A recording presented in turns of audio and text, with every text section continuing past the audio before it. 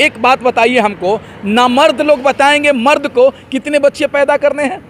राम राम के नाम की ऐसी मचाई लूट, 3 मोदी भाग गए, चौथा बोले झूठ, चौथा बोले झूठ। तो ये धर्मांतरण और उसके बाद जनसंख्या नियंत्रण कानून, उत्तर प्रदेश में इतना गुंडा राज चरम पे, उसमें सरकार नहीं बात करती है, सिर्फ और सिर्फ आप महिलाओं का चीरहरण करने का काम करती है। तो वही अब की बार उत्तर प्रदेश की जनता आपके झूठे वादों पे नहीं टिकेगी।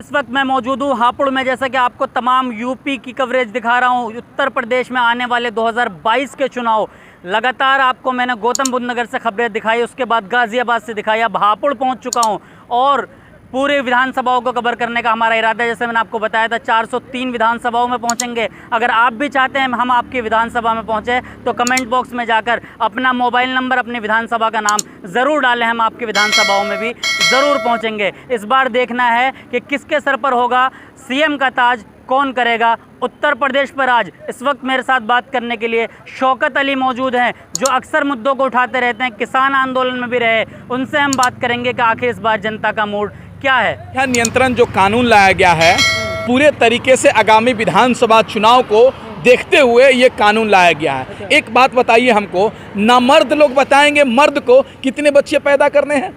एक बात बताइए, अगर जनसंख्या नियंत्रण कानून, अगर जनसंख्या देश का विकास का बाधा है तो चाइना दुनिया का सबसे जनसंख्या वाला देश है, तो चाइना को पूरा का दुनिया का सबसे कंगाल देश होना चाहिए और दुनिया का सबसे नंबर 1 अमीर देश नेपाल का होना चाहिए, क्योंकि सबसे कम जनसंख्या है। देखिए, जनसंख्या कानून लाइए आप, मैं स्वागत करता हूं। क्या केवल उत्तर प्रदेश के अंदर में जनसंख्या बढ़ रहा है?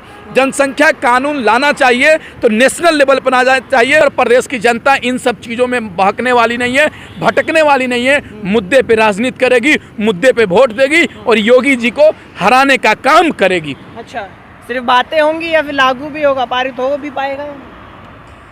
देखिए, ये जो किसान 7 महीने से बॉर्डर पे बैठा हुआ है, जो मजदूर, जो युवा हैं, वो घर पर बेरोजगार बैठे हुए हैं, तो वो सारी चीज़ें झेले हुए हैं। महंगाई को जनता झेल रही है। तो ये एक स्टेट में कानून लाकर, ये जो कानून ला रहे नियंत्रण कानून, अरे भाई, अगर ये कानून लाने से क्या विकास हो जाएगा?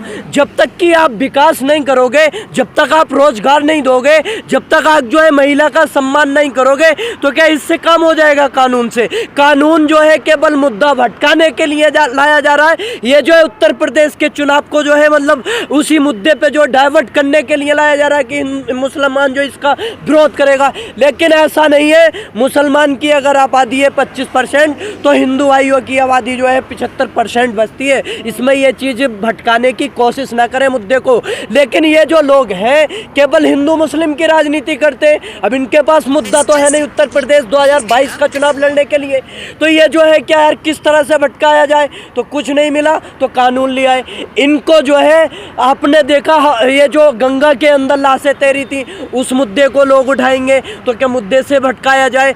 जो रोजगार जो युवाओं को देने का काम किया था, वादा किया था, उसको जो है इन्होंने छीना है, रोजगार जो है युवाओं का सब कुछ, तो उससे जो भटकाने से, तो ये जो चीज़ें हैं, महिला का आपने देखा अभी चीर हड़र करने का काम इन्होंने किया है। जो सरकार कहती थी कि बेटी पढ़ाओ, बेटी बचाओ, बेटी पढ़ाओ, वही बेटियों की जो है आबरू लूटने का काम कर रही है। उसी सरकार के कार्यकर्ता आबरू लूट रहे, चीर हड़र कर रहे। जो सरकार राम के नाम पर आई थी, राम राम के नाम से उसने लूट मचाने का काम किया। राम राम के नाम की ऐसी मचाई लूट, 3 मोदी भाग गए, चौथा बोले झूठ, चौथा बोले झूठ। तो ये जनता पार्टी 1 नेशन 1 इलेक्शन की बात करती है, 1 नेशन 1 कानून की बात करती है। एक देश एक कानून। आप बताइए, आपकी सरकार केंद्र में भी है, आपकी सरकार राज्य में भी है। अगर आपको कानून लाना ही है तो आप केंद्र सरकार विधानसभा और लोकसभा में पारित करते, पूरे देश में कानून लागू कीजिए। आप बताइए, यही सरकार कहती है हम दो हमारे दो की बात करती है। 2 बच्चों के बाद उनको सरकारी योजनाओं का फायदा नहीं दिया जाएगा, नौकरी नहीं दी जाएगी। लेकिन आप बताइए, उनको वोटों के लिए आप यूज करेंगे या तो उनका वोट का अधिकार भी छीनिए। ये सरकार सिर्फ और सिर्फ जनता को गुमराह करके जिस तरह से ये सरकार मंदिर का नाम लेके 50 साल से शासन करती वो किया है इन्होंने, उसी तरह ये कानून जनसंख्या नियंत्रण जो कानून है ये सिर्फ और सिर्फ जनता को गुमराह करने का है।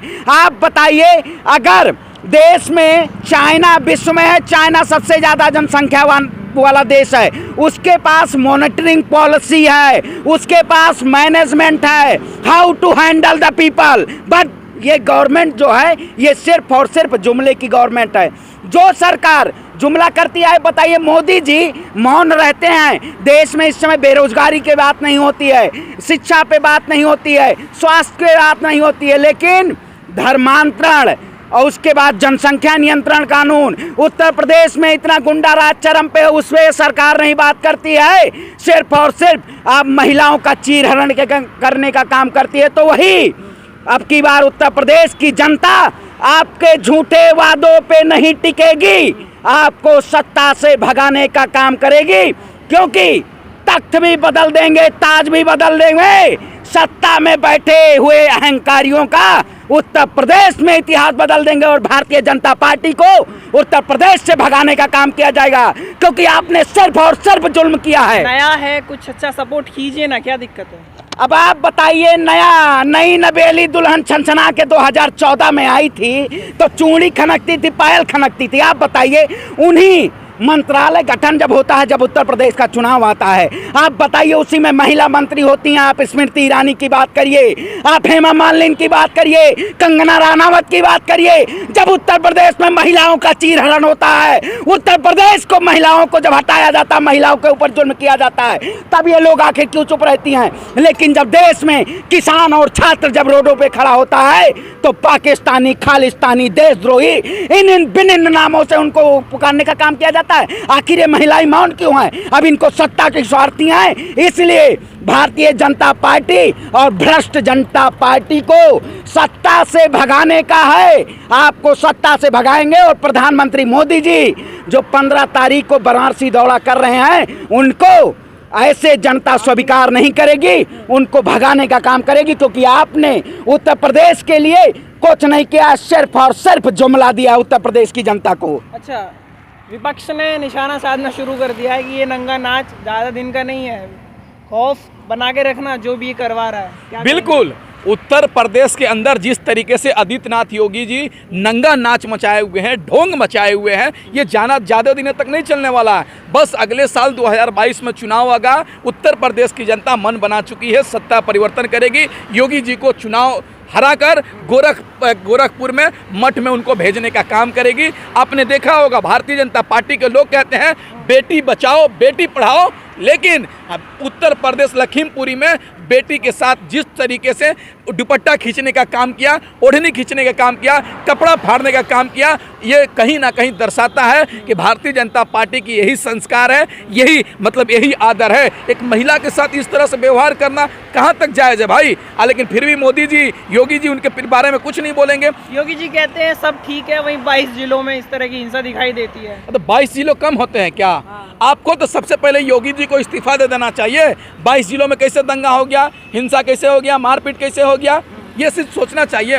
उत्तर प्रदेश के अंदर जिस तरीके से डर भय का माहौल बना हुआ है, जंगल राज कायम हो चुका है, लग रहा है कि आने वाले जनता इस भय और जंगल राज, महाजंगल साल से निकलने के लिए योगी जी के खिलाफ वोट करेगी, योगी जी को हराने का काम करेगी। डीएम और एसपी जब दिखते हैं हाथ जोड़ते हुए और कहते हैं विधायकों से भीड़ संभाल लो वरना दिक्कत हो जाएगी, तो कैसा लगता है? मजबूर दिखती है प्रशासन? वही तो बात कर रहे हैं। लोकतंत्र में एक एसपी होता है जो पूरे डिस्ट्रिक्ट का पुलिस का कप्तान होता है, वो सपन भारतीय जनता पार्टी के नेता से हाथ जोड़ रहा है कि भाई भीड़ हटा लो, फिर अपने सीनियर ऑफिसर को फ़ोन करता है कि भाई सर भाजपा के नेता आए हुए हैं हथियार लेकर, बम लेकर, इस तरह से। लेकिन भारतीय जनता पार्टी अभी भी आप उत्तर प्रदेश का माहौल ख़राब करना चाहती है। ये हिंदू मुस्लिम के मुद्दे पर चुनाव लड़ना चाहती है, क्योंकि इसके पास विकास का एजेंडा है नहीं, कोई चीज़ का एजेंडा है नहीं, तो सोच रही हिंदू मुस्लिम के नाम पर लड़े, बैकवर्ड फॉरवर्ड के नाम पर लड़े, गाय भैंस के नाम पर लड़े, यही तो चाह रही है बीजेपी। लेकिन ये हिंदू मुस्लिम के मुद्दे पे ले जाएंगे, हम रोजी रोटी के मुद्दे पे ले जाएंगे। ये बैकवर्ड फॉरवर्ड के नाम पे ले जाएंगे, हम रोजी स्वस्थ शिक्षा की बात करेंगे। ये हिंदू मुस्लिम गाय बकरी की बात करेंगे, हम रोजगार की बात करेंगे, महंगाई कम करने की बात करेंगे। और अगली सरकार वैसी सरकार बनेगी जो उत्तर प्रदेश को उत्तम बनाएगी। योगी जी ने तो कहा था उत्तर प्रदेश को उत्तम राज्य बनाएंगे, गड्ढा मुक्त बनाएंगे, गुंडई मुक्त बनाएंगे, भ्रष्टाचार मुक्त बनाएंगे। लेकिन क्या हुआ? कदम कदम पे गड्ढा हो गया, हर घर से गुंडा निकल गया, भ्रष्टाचार तो कदम कदम पर है। तो ये नहीं कर पाए। उत्तम राज को तो उत्तम राज, उत्तर प्रदेश को उत्तम राज तो नहीं बना पाए, बल्कि जंगल राज बनाने का काम कर दिए। तो हमको लग रहा है कि आने वाले चुनाव में हारेंगे। डीएम इस तरह विवश दिखता है तो क्या लगता है प्रशासन में कुछ पावर बची है? प्रशासन जो है मतलब वो कहते हैं ना कि उंगली पे जो हथेली की जो तवायफ की तरह मुजरा कर रहा है। आप देखिए ये हमारे प्रचार मंत्री जी जो कहते थे कि भाइयों बहनों रुपया उसी देश का गिरता है जिस देश की सरकार भ्रष्ट होती है या गिरवी होती है। मैं ये इस प्रचार मंत्री जी से ये पूछना चाहता हूँ कि ये कितना और गिरेंगे। आप देखिए कानून व्यवस्था इन्होंने इतनी बेबस कर दी है कि विधायकों के आगे लाचार हो गया। एक डीएम जो है, एक एसपी जो है, वो डीएम उससे विधायक से जो हाथ जोड़ के कह रहा है कि भाई इसे जो है मतलब पब्लिक को शांत कर लो। अपने जो मतलब प्रशासन इतना लाचार हो गया। और आप देखिए हमारे प्रधानमंत्री जी जो इस चीज को देखते हुए, और जो महिला अनीता यादव की जो पल्लू जो साड़ी जो खींची गई, चीरहरण किया गया, उसके बाद भी उनके लिए कोई ट्वीट नहीं करते हैं। लेकिन वो ट्वीट एक जरूर करते हैं कि योगी जी को शाबाशी देते हैं कि उत्तर प्रदेश के अंदर हमारी भाजपा की सरकार जो है वो उसमें अध्यक्ष चुनाव में जीती। तो उसका वो उन्हें शर्म नहीं आती कि लोकतंत्र की हत्या करके, तानाशाही करके जो वहाँ पर पर्चा का नामिनेशन कराने जा रहा उसको जो है किडनैप करके आप उठवा लोगे, सरकार भी मिला, प्रशासन भी साथ में मिलके, तो उसके लिए कुछ वो ट्वीट करके शर्मिंदा नहीं होते। जो मेन चुनाव होंगे उसमें भी तो ये माहौल हो सकता है, तब क्या कर लेंगे? कैसे? देखिए उसमें ये माहौल जनता नहीं होने देगी। आप देखिए जनता ने जो चुनाव किया था, जनता ने अध्यक्ष जो है निर्दलीय ज़्यादा जिताए थे। आप देखिए जनता ने जो है प्रधान ज़्यादा जिताए थे और पार्टियों के निर्दलीय ज़्यादा जिताए थे। जो ब्लॉक प्रमुख थे, जो बीडीसी मेंबर थे, बीडीसी मेंबर ज़्यादा जिताए थे और पार्टियों के निर्दलीयों के। लेकिन ये यहाँ पर कर चुके हैं। अंदर जब वोट जनता डालने जाती है तो वो जो है लोकतांत्रिक अधिकार है, एक अंधेरे में जो वोट होता है अलग होता है, तो उसमें ये तानाशाही नहीं कर सकते। और ये जो तानाशाही अगर इस तरह की करने की कोशिश करेंगे तो जनता इन्हें जो है कभी माफ नहीं करेगी। आप देखिए जब कोई ये आवाज़ दबाने की कोशिश करते, तानाशाही हो जाती है सरकार, तो वहाँ पर सिर्फ एक ही चीज़ आती है, इनकलाब आता है। हर उठती हुई आवाज़ दबाई नहीं जाती, हर उठती हुई आवाज़ दबाई नहीं जाती, इनकलाब की आग बुझाई नहीं जाती। सरकार अगर हो जाए तानाशाही तो गर्दन कटाई जाती है, झुकाई नहीं जाती। तो आप झुकने वाले नहीं है। आम जनता निकल चुकी है, नौजवान जाग चुका है। क्या जब प्रशासन ऐसा मजबूत दिखाई देता है आपको, डीएम जब हाथ जोड़ता है तो? प्रशासन सियासत की आड़ में काम करना छोड़ दे। जनता आपको चुनी है, जनता के हित की बात करे। ये प्रशासन जो है ये सत्ता की हनक है। कल भाजपा, कल कांग्रेस, समाजवादी, सत्ताएं आएंगी जाएंगी, लेकिन आपकी नौकरी जो है वो आपको नौकरी कोई नहीं छीन सकता है। इसलिए आप जनता के हित की बात करिए, ना कि लाठी और डंडों से जनता के ऊपर प्रहार करिए। आप बताइए, उसमें भी हमारे भाई और बहन लोग प्रशासन में भी हैं, लेकिन सरकार धमकी देती है, तानाशाही रवैया अपनाती है। इसीलिए अब की बार जन जन की है यही पुकार, भाजपा हटाओ अब की बार। मोदी जी जिस तर्ज पे 2014 में नारों और झूठे वादों से आए थे, तो अब की बार जनता इनको भगाने का काम करेगी, क्योंकि आपने जनता के लिए कुछ नहीं किया है। सिर्फ और सिर्फ भगवा रंग पहन के। आप बताइए उत्तर प्रदेश में पाकिस्तान से आतंकवादी आ गए हैं। और जब बंगाल में इतनी बड़ी पीड़ादायक होती थी, जब बंगाल में हिंदू मुस्लिमों को लड़ाया जाता था, तब भारतीय जनता पार्टी के लोग कहते थे टीएमसी के गुंडे हैं। अब उत्तर प्रदेश में कौन से पार्टी का गुंडा है? उत्तर प्रदेश में ये चोला पहन के राम के नाम पे बजरंग दल हो, हिंदू युवा वाहिनी हो या आरएसएस हो, ये सब गुंडे लोग जनता के ऊपर जुल्म करने का काम करते हैं। इसलिए अब देश की जनता या प्रदेश की जनता माफ नहीं करेगी, इनको भगाने का काम करेगी, क्योंकि आपका तानाशाही रवैया अब आपको झुका देगा। ये अहंकारी सरकार अब इसका गुरूर मिटा देंगे और उत्तर प्रदेश आने वाले 5 राज्यों के विधानसभा चुनाव से इसको हार का ठिंगरा फोड़ना पड़ेगा और दिल्ली उनको मठ में बैठना पड़ेगा। बाबा योगी आदित्यनाथ जी को मठ में बैठा के रहेंगे।